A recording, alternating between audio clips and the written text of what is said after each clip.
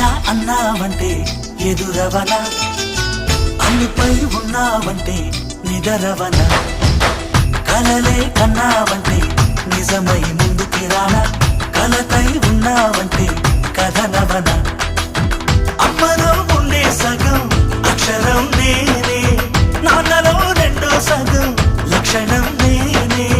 అమ్మ తోడు నాన్న తోడు అన్ని నీకు అన్నే చూడు, చెల్లిపోని బంధం నేనమ్మా చిటి చెల్లెమ్మా.